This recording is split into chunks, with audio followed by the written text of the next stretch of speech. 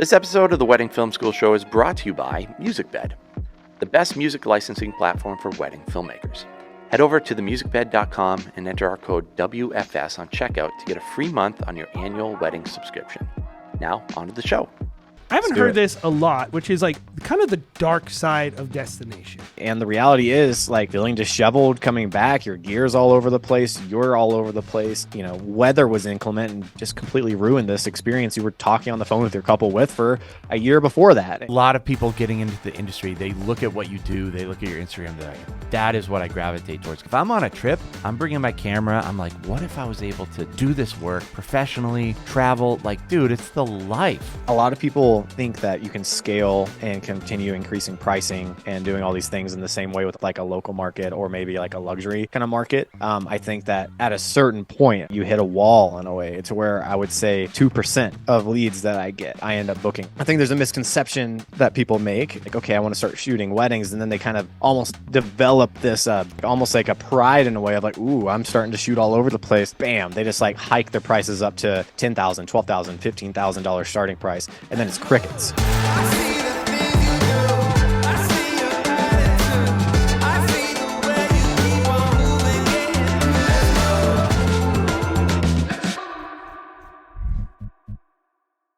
Hey everybody, welcome to another episode of the Wedding Film School Show. My name is Jared. I'm here again, joined with Jason McCutcheon, friend, business partner, overall nice dude. How we doing, Jay? I'm not nice, but I would say, so this is what I would say about you, Jay, is you are nice in a deeper sense, right? You might be a little bit of a cactus, but the juice on the inside is sweet. Oh, thank you. Yeah. Thank you. I try to be a good person more than a nice person. That's the most important to me. Fair. And so anyway, we have a guest today, Stanton Giles from Films by Stanton. And he's known, I think, for a lot of different things. Obviously being a good filmmaker. And then, of course, a lot of destination. He has a course, all these different things. But I was thinking about, like, all the weddings we shot, how little destination we've done. Now, I feel like compared to some people, like, we've done a lot. We've been all around the world doing wedding films.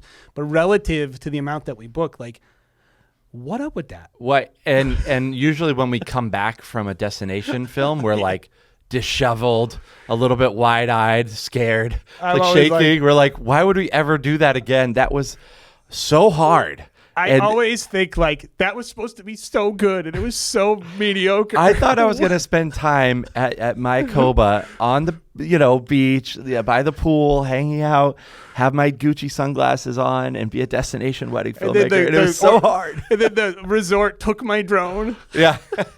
It's like, do you remember that wedding we did in Dominican where we were like, yeah, we have a Dominican wedding. And really, we just actually used it to go on vacation. Yeah. But regardless, like, we shoot this wedding, and then like in America, right, we're so used to, like, oh, there's a golf cart for the bride. Yeah. That is not the culture in the Dominican. And it's pouring rain. And that was a thing. The bride's having to walk like a mile across this resort. It was just like, it wasn't all it's cracked up to be. Yeah. That's what I'll say. Yeah. The Hard Rock at Punta Cana is not the most romantic no, setting it's for not a the wedding. most high end. Let's introduce Stanton. Stanton, how we doing, man?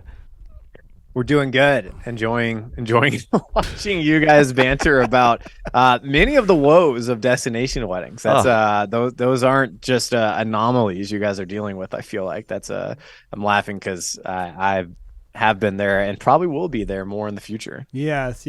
So, Stanton, why don't you, like, tell everybody, in case they're not familiar with who you are, what you do, and a little bit about your films. Yeah. I'm Stanton Giles, based here in Denver, Colorado, United States. I am a travel wedding videographer. That's my combination of the destination wedding and the elopement world. But even at the same time, traveling and shooting. This is my camera I shoot with, by the way. I don't know why. I'm just fiddling with this camera. Oh, dude, back I have shooting to on fiddle. these disposable cameras. I love these little things. They're awesome. They're fun. It's also out of film, so it's got the little. Oh my gosh! Do you remember when you were a kid and you'd find one in your mom's house and you just keep going on with that thing? Just keep going. Yeah, it's still in my veins. Yeah. But even traveling and shooting normal weddings, whether it's in Napa or if it's in Alabama. I have one in January that's just set in a barn in Alabama. It's a nice kind of higher end wedding, but kind of there in the Appalachian Mountains there in Alabama. I don't know if there's Appalachian Mountains, but it's pretty venue regardless. Foothills or whatever. Yeah. Something like that. It's pretty there, and a different kind of pretty than like the Rockies. But yeah, traveling wedding videographer. I'm always typically getting on a plane. I would say 95% of the time to go and shoot a wedding. That's why having Denver International right here is great. Also a big reason why I made the jump to move out here, because within a year and a half of being a full-time wedding videographer, I was like, I don't need to be in Tennessee anymore. I can be wherever I want. And flying out of Memphis is a layover guaranteed basically anywhere that I go other than Atlanta, Denver, and Cancun. And so yeah, that's kind of how everything got going. Full-time doing it now. Yeah, I'm shooting less for a few years there. It was 25, 30 destination weddings a year, which was soul sucking. And now I'm like less than 10 travel weddings and weddings in general a year, doing more education. My films are kind of a combination of two different things, probably like epic romantic or this like crazy Tulum party kind of vibe or something along those lines.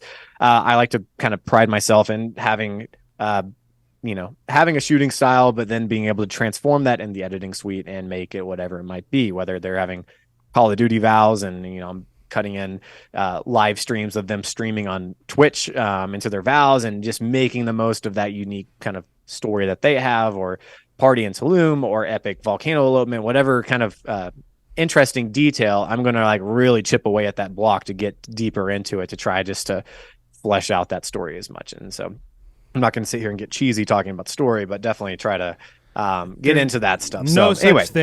such thing. Story is everything. That's what I've learned from wedding filmmakers. Stan, cheers to that. Are the rumors about the Denver International Airport true? That's the real question I want to ask you. Mm-hmm. Well, today is it's a Tuesday, so the Illuminati's not knocking at the door today to remind us not to tell people. So I can probably tell you today that yeah, good. that there are the well, it's funny because actually, obviously, I don't. The real necessarily reason think you those moved things are out there. true. Yes. Yeah. yes. Right. Yeah. I see your cloak but in the background. there's like yeah. yeah, there's a lot of construction going on right now, and there's all these obviously conspiracy theories with Denver, and so like it's near baggage claim. There'll be all these signs going over the construction things, and Denver International Airport's playing into it now, and it'll be like, are we working on construction or are we building a new alien hub? Like a picture of an alien there. Awesome. And so it's pretty funny. Just Yeah. Beyonce. Yeah. Just They're totally playing into that. I saw a video and they were like, they would play the X-Files music in the background when they would just like be like, over here, this is where we, baggage claim is. And then there's like a spooky person like leaning out, and then they'll just cut to the next scene. It's awesome. Yeah, dude. Yeah. Mhm. Then we got this big blue horse that's like 30 feet tall. Yeah. yep. That's right outside of the airport with big red glowing eyes. We call Yeah. it Big Blue, I think. I think that's the name of it. Lucifer, that's what we call it. Nice. The blue Lucifer horse. But yeah, apparently that thing fell over. The person that made it fell over on their first attempt to erect it. And good. it fell on the person that made it. Did it kill them? Yeah. Yeah. Maybe their Rumor spirit has it. inhabits it. Hopefully. There's a Hopefully lot. so. There's a lot. Anyway, That's what there's this- your and- Denver tea. And Yeah. this is what this podcast is about. Yeah. If The you're Denver listening. International Airport. We could do a whole Conspiracies. podcast about We it. might get into wedding filmmaking, Yeah. or we might just. So Either way.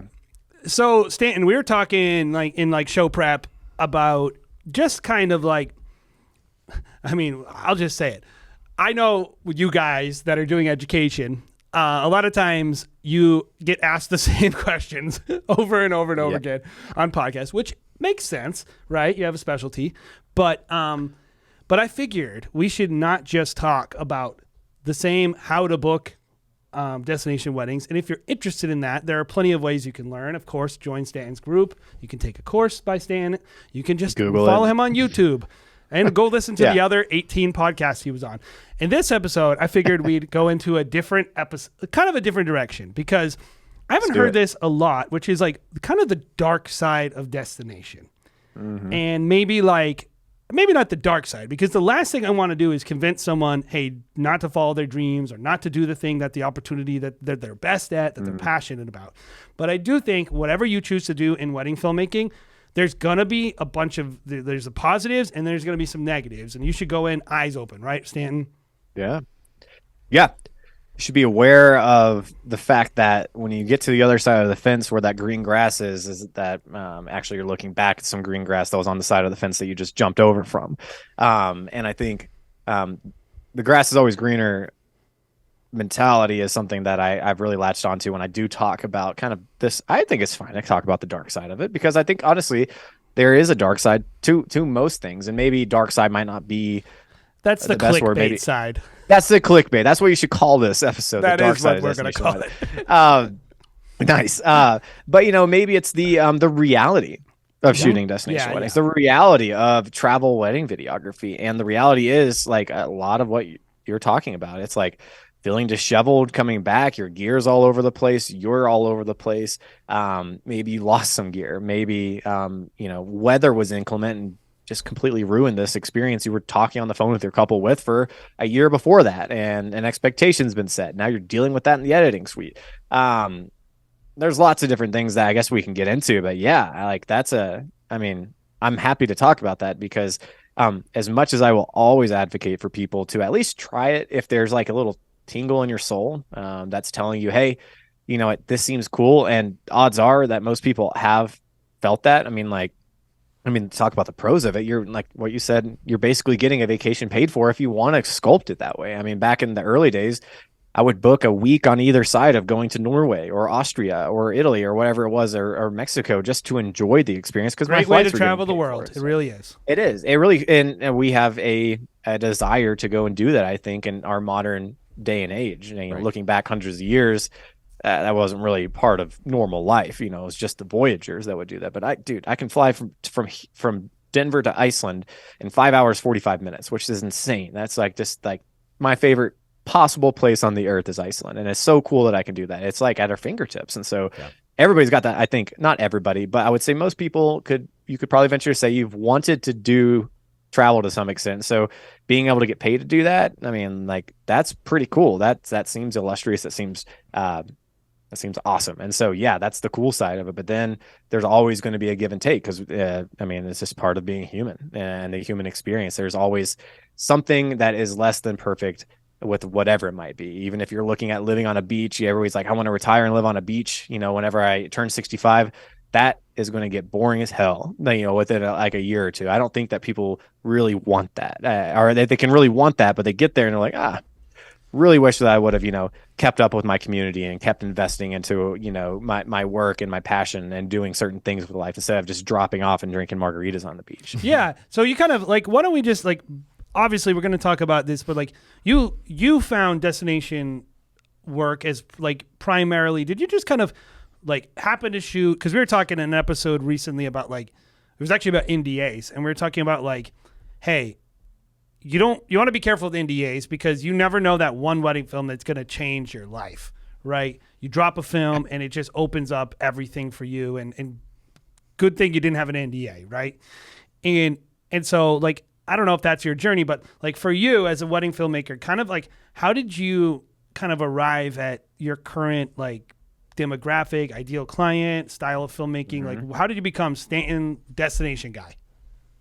Yeah. I was an engineer beforehand. I think I mentioned, before we're talking about this, chief tenet of engineering is problem solving. Engineering is a broad field, but at the core of it, you're figuring out solutions to problems. And I remember my engineering professor always telling me that, and it stuck with me. And it's fun to look back at that, because, went to school for 4 years, did 2 years of full-time engineering, ended up moving to an orphanage in Honduras. And I lived there for 10 months. I quit engineering because I was like, this is, if I got anything on my side, it's having heart checks inside of is this right for me?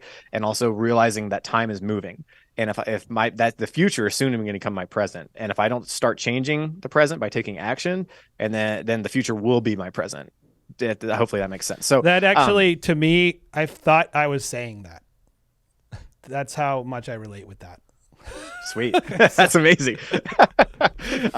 So anyway, with that thought in mind, I was like, sold. I had owned a duplex back then. I was 24. I sold the duplex. I was like, I'm getting rid of this life that I know I don't want to retire at 65, an engineer. I know that's not going to be fulfilling for me. I quit, moved to an orphanage in Honduras, stumbled upon a guy named Sam Colder. You guys might have heard of him. He's a big travel wedding videographer. he's the reason I got into video, because he showed it was cool to me. And I was like, wow, that's awesome. I always thought of video as this flu-fooey kind of thing. And I'm not a flu-fooey kind of guy. And so it resonated with me when I saw his work, but was moving to an orphanage, didn't have a lot of money, came back, needed money, became an engineer again. But I started shooting video in that time. My friend asked me to shoot his wedding, West Tennessee, barn weddings, nothing crazy going on out there. Typical story, shooting a friend's wedding, scales from there, taking on weddings for free or for close to free. You start getting a lot of weddings. Quit engineering once I had enough contracts to be able to live off of. I was paying $350 in rent to a roommate at that time. I didn't have a lot of overhead. And then that's when I had another heart check and another realization that, time was moving. Those two things I talked about that I feel, not that it's rare, but I feel blessed to have, is the awareness of time moving and being able to have the self-awareness to check where I'm at in life. And I was like, I don't want to be sucked into doing this. For the next 5 to 10 years, I want to do something that I feel passionate about. And I saw Sam's videos, and I traveled a lot when I went to Honduras and went to Guatemala, Belize, Costa Rica. But I always knew that there was like more of a intact in line places to go. And so Iceland was a place I'd never been before. And so I booked a trip there. Ended up finding a couple, did their wedding for free there. Long story, much shorter. And from there, I like to call it a beautiful butterfly effect of just seeing the fruition of input and action. Just kind of like talking about like, what's the phrase? It's from The Artist's Way. It talks about, it's like basically, not to be hippy dippy, because I'm not hippy dippy, but like putting out this net and the fish just jump into it. It's like putting this net out into the universe of like, just willing something into existence. And sometimes it just happens, and again, that sounds hippie. That's not really my vibe, but from there, I realized that's what I wanted to do. I love shooting those kind of things, and the butterfly effect of shooting in Tulum and Yosemite and Glacier. And I mean, like most really cool spots other than Canada, I've been able to go to and shoot these big name places. And so that's what I really enjoy doing and going and doing these days. And the transformation of my business has been cool to see, because it's been seeing, let's say, I don't want to, I know you guys are like big business minded people. Oh, I love like bragging. Please brag. No, I know. It's just like, it seems redundant almost to say, but it's like, here's my heart, here's where my life is. And like, hopefully as life continues going on, these two can be running in tandem together. Well, I would say like Stanton, like a lot of people think that business is all about putting business first, but sustainable business is about doing something that you're not ashamed of repeatedly. Mm-hmm. And it's like, if you are not proud of what you're doing, you're not going to be able to do it every single week. And so you're a human being first. Like obviously business is important, but like, I'm not going to do anything I'm ashamed of. Yeah. I like that. Everything I do is I have to be proud of it. I think like what makes you feel fulfilled, what makes you now given, I think a lot of people discount money because money is fulfilling. It is an emotional impact to having ease and freedom and not having to be stressed all the time. Those are emotional. Those are not like, it's not just look at this, like good luck living off of the beautiful pictures that you take, like with no money. Right. So that being said, I think kind of as much as I find this a lot, Stanton, is when I talk to people like you who have very different outcomes than we do, it all comes from the same exact mentality. Nice. Like you can arrive at a lot of different from but you can't, there's actually not a ton of motivations. The motivations are much more finite than the ways you could take them. It's like there's only so many ways a human being can be fulfilled, and you need to be fulfilled. You need to. Yeah. So I think like it's really cool that you were like, I think every journey needs to start with a self-discovery and self-assessment, I think. Not discovery makes it feel like you're going to like do a bunch of peyote and that's how you're going to arrive at every conclusion. No, it's a great word for it though, honestly, I think. But it's like discovery is like more like an actual adventure where you're exploring yourself, going through hardship, right? Like I'm talking about, like, I think people should, I hate that I'm speaking like an authority on this book or something. I'm only like 2 chapters into it, but sick 2 chapters though. the Artist Way by Julie Cameron. I don't forget her name, but it talks about like finding your inner creativity, and I like it because I think that there is this ability to learn and be creative within all of us. But at the same time, there's this line that I highlighted. I've been highlighting. I'm almost out of a highlighter 2 chapters in, but it says sometimes finding yourself in your inner creativity is more like eavesdropping than like building a nuclear bomb. Yeah. Meaning like that there is a lot of there's a lot of fruition and progress that from this discovery, this searching within you, because I think that there is something, that does drive each of us, and listening to it, instead of just trying to like figure it out, you know what I mean? Like, trying to like will it through this logical, action step, building a nuclear bomb. Like I was just saying in that analogy, like sometimes it's there inside you and the discovery part is important. It is important. So Yeah. you kind of became who you are, and now you're known for destination work primarily, but I think good work more than that. So, Thank you. because I kind of look at them like, who cares where you shot it? It just needs to be good. Like, so, but I think most people who are like following you on an education side, probably are like, I want to do destination, right? That's important to them. And so you kind of have those conversations a lot, probably, right, with people. What do you think like the number one misconception a lot of the people who are kind of wanting to get into destination, especially people who haven't done much, have about destination weddings? A misconception. I think it, and we could talk more about this. I feel like it probably is a good lane for it to go down. A lot of people, I think that you can scale and continue increasing pricing and doing all these things in the same way with elopements and destination weddings that you can with like a local market or maybe like a luxury kind of market. I think that at a certain point, and I'm kind of in this point, there is you hit a wall in a way to where I would say 2% of leads that I end up booking or something along those lines. Like I get a lot of leads, a lot of people want me to shoot their weddings, but at this point, my soul's been sucked dry by getting on a plane and flying to shoot another elopement in Glacier National Park. It's actually taking away from Glacier National Park at this point because I've shot there so many times. I want Glacier National Park to stay special to me and not become this thing that I'm banging my head against the wall doing every time I come back into the editing suite. And so, based off of obligation. And so I think there's I guess kind of losing my train of thought there. There's this misconception that you can kind of like just keep, I think people think that I'm just consistently booking these like, 20, 30 weddings a year. And my whole portfolio is all these Iceland elopements and they're paying $15,000, $20,000 each time. It's hard for me to find somebody that wants to pay that much. They're out there. And those people, I was talking about this on last podcast I did, there are those people out there that are like, I just want video. I don't even care about photography. I am in on having this experience that we're about to plan for and chafe away from our parents' desires and do. I'm in to capture this thing and show how epic it is. You show how epic it is. So I want you there. What's the price? There are those people. The majority of those people are not out there. The majority of those people are a different type of people. Those people that are going and shooting that are wanting to have elopements. At least one of the reasons that they're doing it is because they're budget conscious. It's much cheaper, going and doing an elopement somewhere.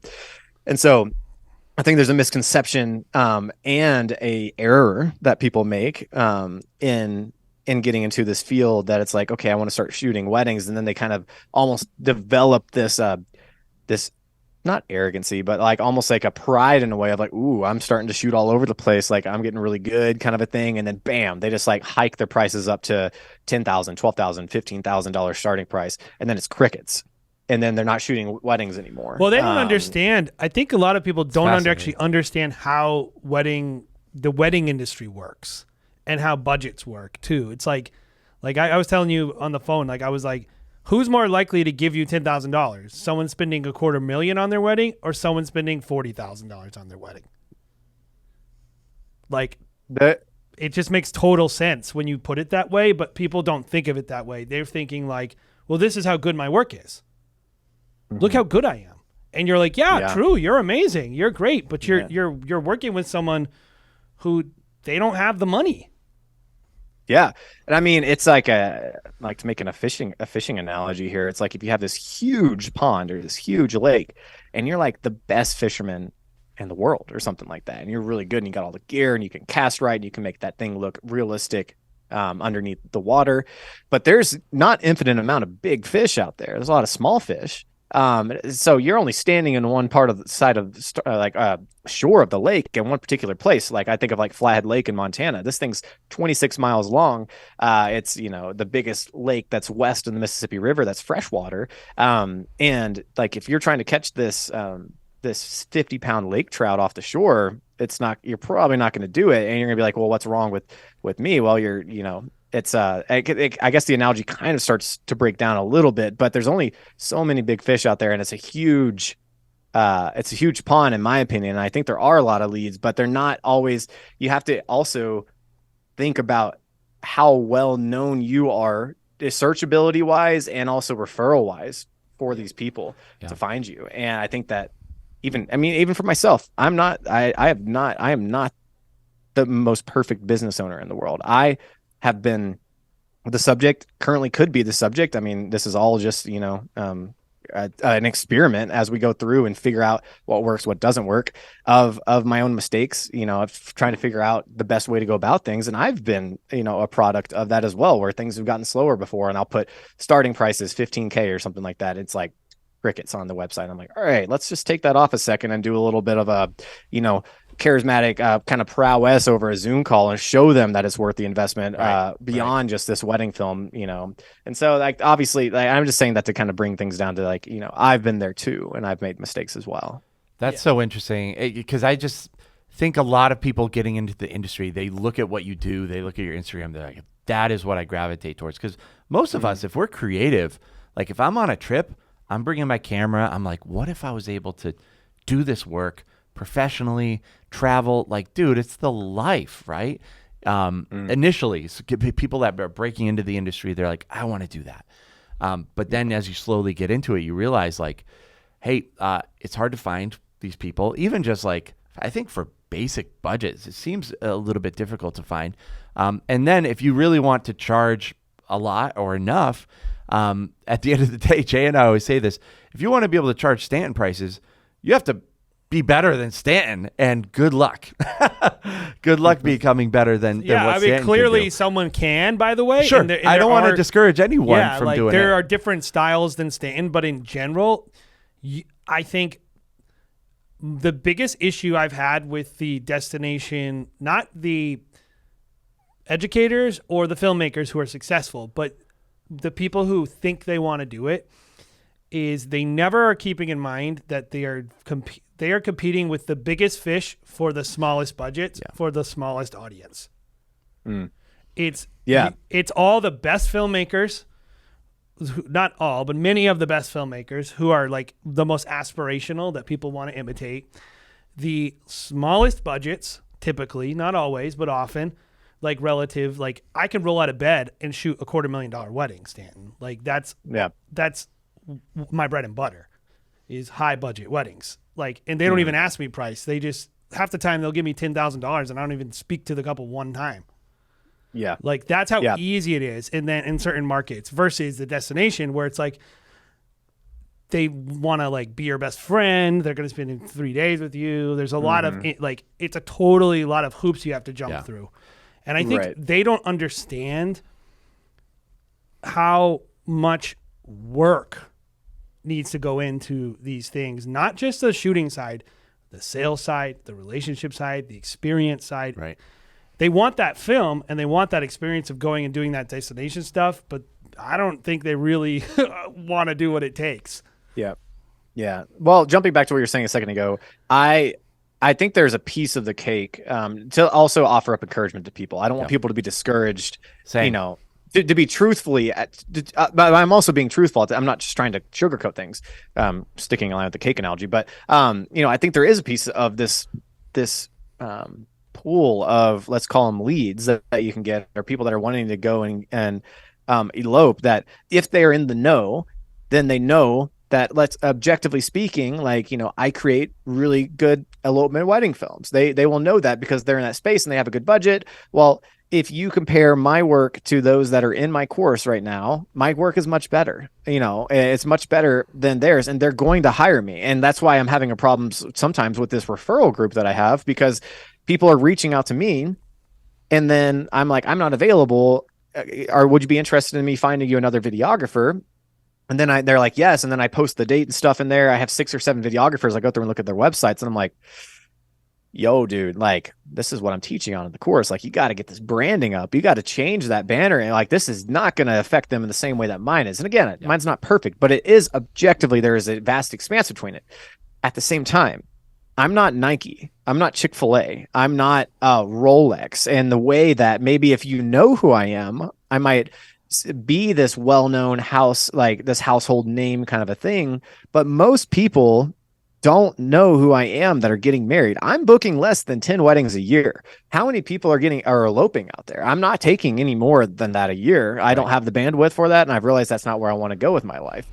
Yeah. And so like, I think that there are people like it was just such a random happenstance that I booked my epic volcano elopement couple. They live in Kansas City, and they had an Icelandic wedding videographer booked before COVID, and they had to cancel because of COVID. They were going to get married in the Hoh rainforest. We're looking for an American-based videographer. They just happened to stumble across I think they typed in, like, they were looking for a Mexico wedding videographer, like somebody that, because they knew that it was popular to travel to Mexico. They found my work, was going to get married in the Hoh rainforest. Iceland opened back up. And then we went to Iceland, shot there. And so it's just like, these stories are kind of random how they work out. But I also want to encourage people that, like, okay, if you think that you're swimming in the pond of big fish and you're a small fish, and maybe your films don't, let's just say, objectively speaking, aren't to the same level, cinematic nature or quality of mine, that you can definitely go and find these couples too.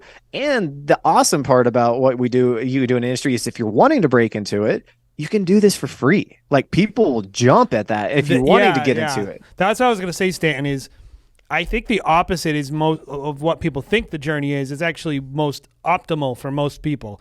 Most people, in my opinion, could use destination at the low end of their pricing when they're first starting out to build their brand in a way that creates intrigue. And then maybe they transition to some higher paying gigs, whatever it is. Maybe they stay in that lane. Who knows?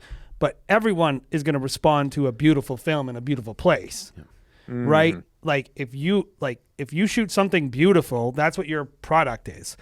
And so it's like, I think the money, of course, is at the end of the day important. It's a business you're running.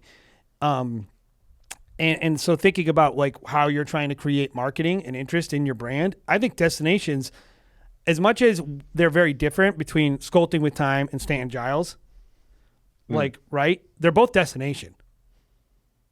One of them is Ray Roman destination, and the other one's elopement style destination.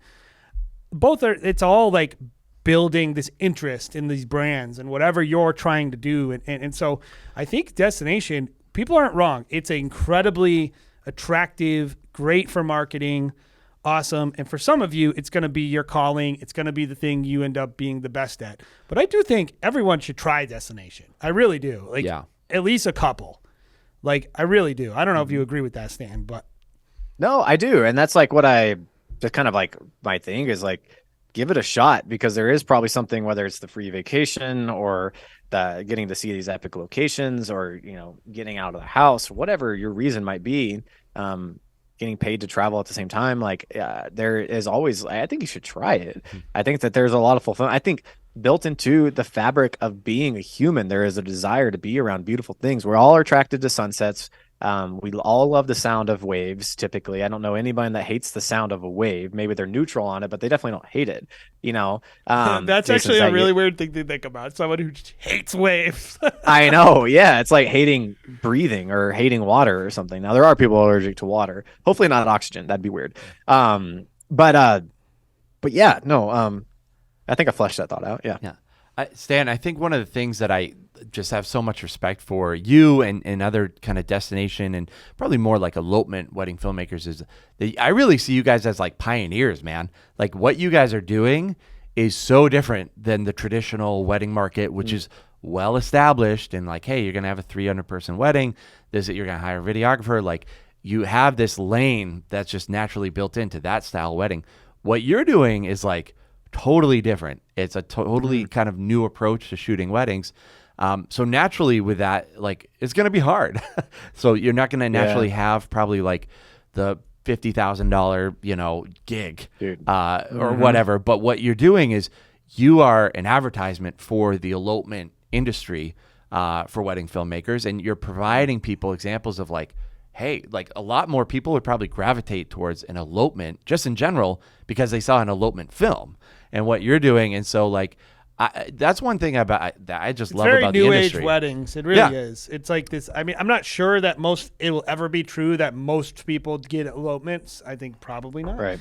But you never know. I mean, people are getting more people probably will. Less people are getting married now because weddings are just so expensive. So what's the alternative? Like, I think that there's a huge how do you share opportunity. it with your family still? How do you invite people into the experience again? Right. Dude, yeah, they always say that on the phone. Not always, but I would say one of the biggest things I hear is like wanting to be able to share it with the people that couldn't make it.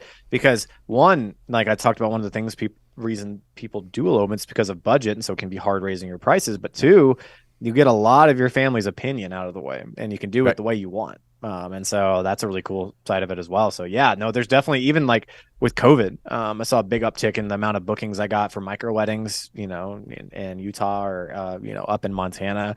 People are enjoying that. I think that when they see these films, they're seeing the accessibility, and that, hey, Shelby went and did this. She's my neighbor. She's a teacher down the road. I can do this too. You know what I mean? I don't have to be this. I mean, she looks like a fairy princess goddess standing on the crashing wave shore of Iceland with the Inspire flying around her. But you can have this all for the price of 10,000, whatever it might be. You can make these people into little movie stars. And that's the fun part, is kind of like inviting people into this experience in a way and showing it in the way that they dreamed it would look like. Well, it's like the people we're shooting for, right?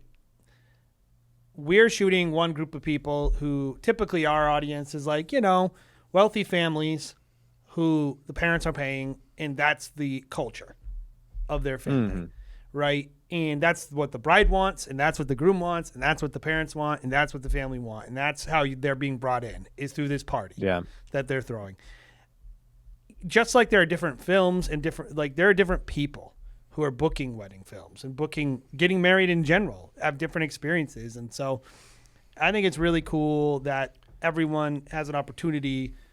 That's part of what you got to learn too, right, Jared? Is like, you as a wedding filmmaker need to learn how to communicate with an audience and how to tell people's story, a lot of different types of people's story. And probably at one point you're going to realize, like, I'm best at this type of storytelling.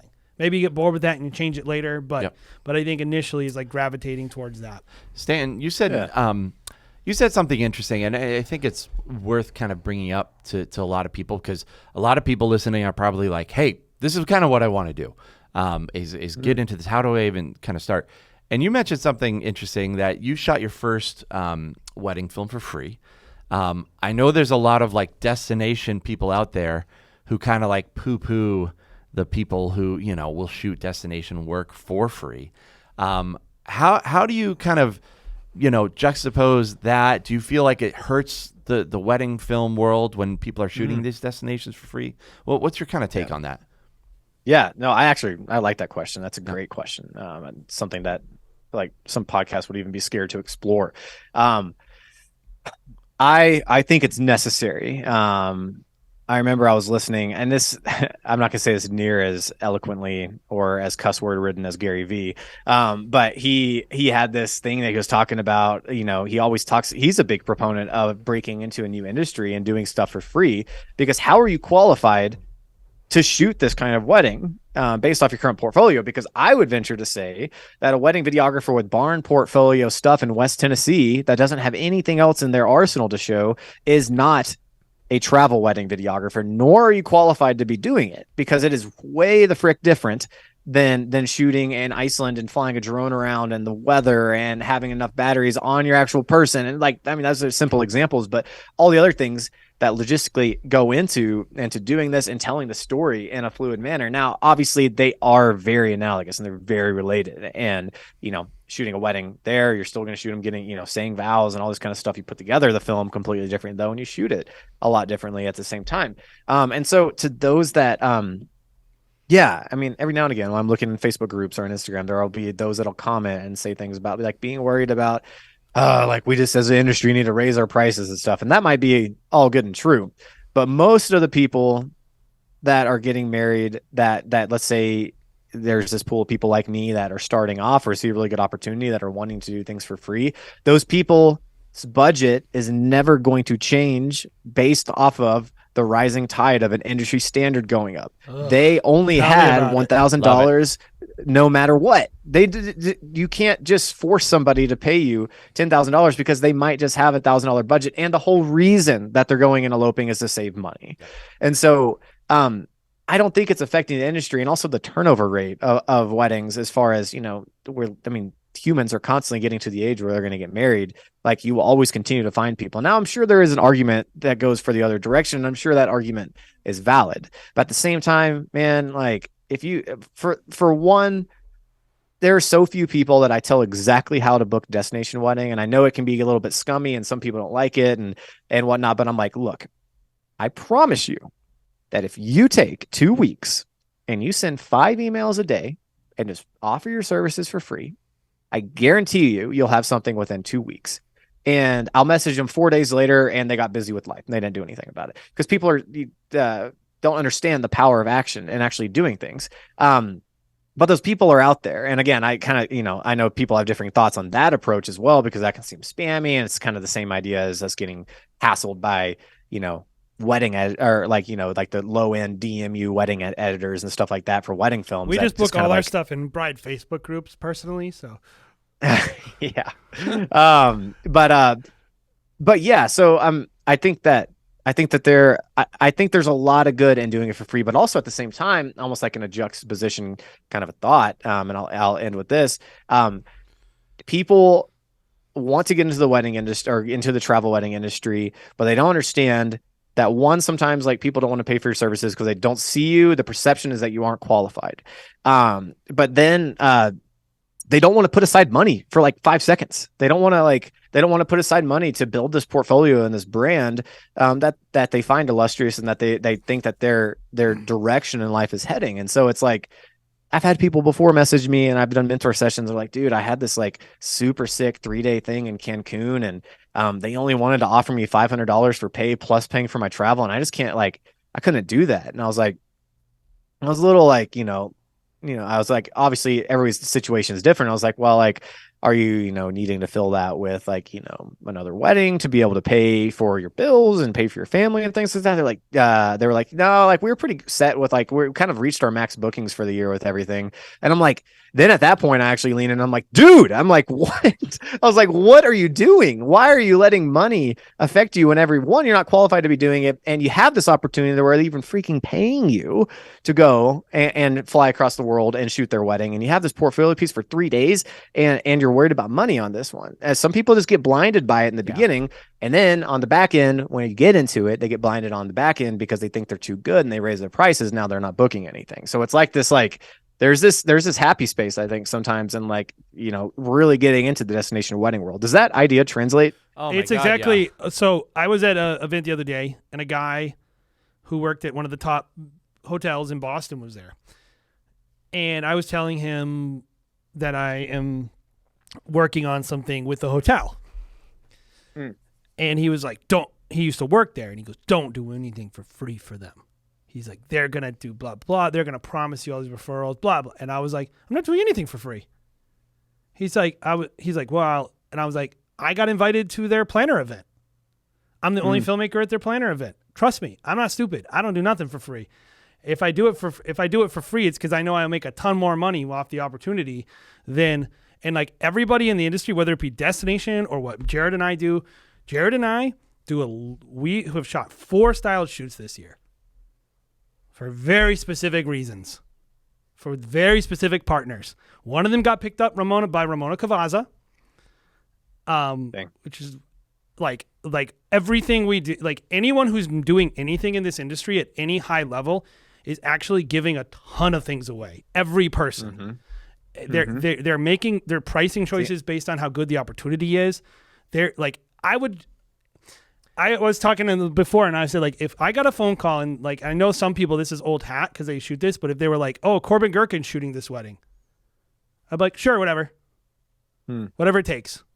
I'm going to go because I know what that relationship means long term. And maybe she hates me and never wants to work with me again. Yeah. But maybe she loves me.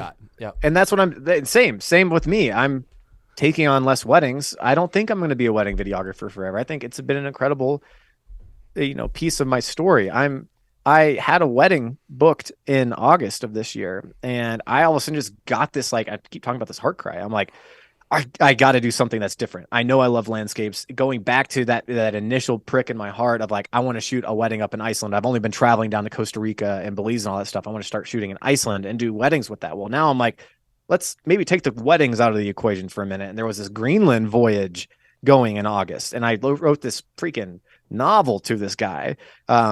Basically, long story short, being like, hey, here's my wedding work. I know it's just weddings, but could you imagine this on the sailboat voyage to Greenland for 10 days? And like, I can't pay for it. And I'm booked for a wedding on the days, but I will cancel that wedding, $15,000 wedding, in Washington. And I will come do this because I know that one, it's going to be worth it. And it's going to be like, oh my God, like the stuff that's going to come from this trip. Like they posted something, it's called the Laid Back Company I've seen them. They're awesome, dude. Yeah. Oh, dude, you should look at the video they posted today. I'm like, why are you hiring me? That video is epic.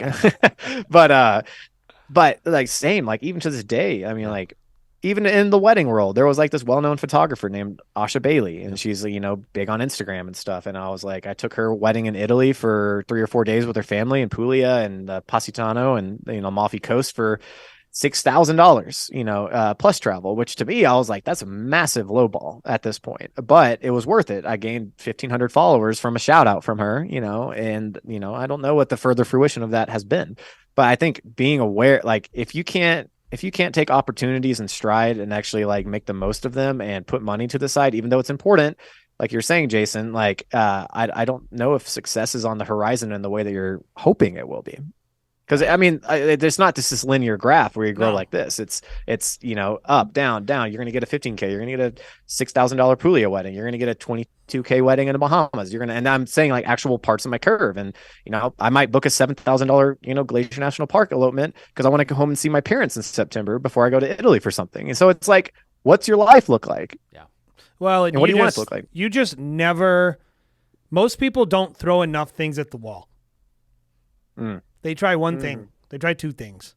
It's like you have to try 20 things. Maybe 2 of them work out. Yeah. Like this idea of like success being a foregone conclusion if your work is good, or if it's not true. There's so much complicated stuff. But anyway, like I think another important thing for the kind of younger filmmakers out there that are getting started and maybe they've had some work, like pride will always plateau your career. Like if you're not willing to eventually be like, hey, I know that I'm not going to get paid as much as I would get paid on this other gig, but I think it's worth it to take less money and do the kind of work that I want to do. It's just going to plateau your career. I've seen it in people that are working for us. They're like not hungry anymore. They think their shit don't stank. Like they're like this great filmmaker. They're the people that make the most mistakes. Same thing with this. Like you have to just be still hungry. Like go after these opportunities. And like if you're like, oh, yeah, it's a great opportunity, but if they're not going to pay the bills, they're not my ideal client. They're not, whatever your excuse might be. But usually they're not going to pay my rate. It's disrespectful. Like, who knows? Like, be willing to maybe take that opportunity. I think is great advice, man. That's awesome. Yeah, and I hope if you listen to this episode, in many ways, Stanton Giles couldn't be any more different than Stop Go Love. But when you actually break down how each of us have arrived, they're very, very similar. And like just know, like at the core of any successful filmmaker is this like a certain ethos about what they get to do and how they get to do it and how they want to be living their lives and how they would and like of course like the output is what you see. You see, oh, I see this film by Alex Douglas or Stanton, and like, that's cool. I want to make films that look like that, and I want to make that much money. Those are just results. There's a book that really changed my life called 4 Disciplines of Execution, and it talks about lead measures versus lag measures. And most people are only measuring lag measurements, which are things that lag behind intention, and those are finished films and money. Those are lag measures. Those are not what successful people measure. Successful people measure intention. They measure effort. They measure satisfaction. These are the things that you should be measuring. And if you do those correctly, at the end of the day, you're going to end up. And of course, like, we're kind of passing over this, guys. You got to be a good filmmaker, of course. You got to be good. Right. You got to be good. But assuming you're good, a lot of good people aren't as successful as they should be. Yeah. I think that's fair. That's the truth. And so, Stanton, very much appreciate your mind, appreciate your heart, and obviously appreciate your films. Same to you guys. Would love to. How can people find you, get connected more with what you're doing? I'm pretty active on Instagram, so just Films by Stanton, Stanton. I run the Destination Wedding Elopement Videographer Facebook group. There's not, a ton going on in that group, to be honest. I'm just a dude trying to do 18 different things in life by myself, and so that's one of the things that kind of falls behind. But it's there for people to post in for help or questions, and sometimes I'll get in there and do polls and just stimulate conversation and activity around destination weddings and elopements. And so that's a good place. YouTube, Stanton Giles, Giles. And yeah, that's kind of where I'm out and about. I'm here in Denver, Colorado, if you want to grab coffee sometime. Yeah, we were there. We were actually in Denver. We shot a wedding there last August. Nice. It was actually in Snowmass, but regardless, that was our foray into destination last year. I love we Denver, go. man. Dude, if we didn't have so great much spot. going on over here, I would be in Denver or Boulder or somewhere out there. Just the snow is too good and the vibes are good. The vibes are good. Yeah. Yes, that's accurate. Yes, I had excellent food while we were there. So. Yeah. Same. Close Thank to you. everything. Sometimes too. people come in here and they like dog the food. I'm like, For real? yeah, they're like, oh, it's this big city and you think it's going to have all this good food, but it doesn't. And I'm like, you just didn't know where to go. And I'm like, that's naive. Yeah. I mean, I know how to use the internet, so I'm able to Some don't. I was able to Some find don't. restaurants. So, but really appreciate having you on. And if you like our show, it means a lot to us if you would like, subscribe, all that stuff. We are on YouTube. If you want to watch this, most people don't. Most people want to listen. So if you are listening, that is awesome too. I would just ask, please leave us a 5-star review. We don't have a course to sell. We love wedding filmmaking. We love the industry. We're genuinely passionate about it. And if you appreciate that, all we would ask of you is just, hey, let someone else know. That means a lot to us. So thank you so much for checking out the Wedding Film School show. And we'll see you on the next episode. Bye, guys.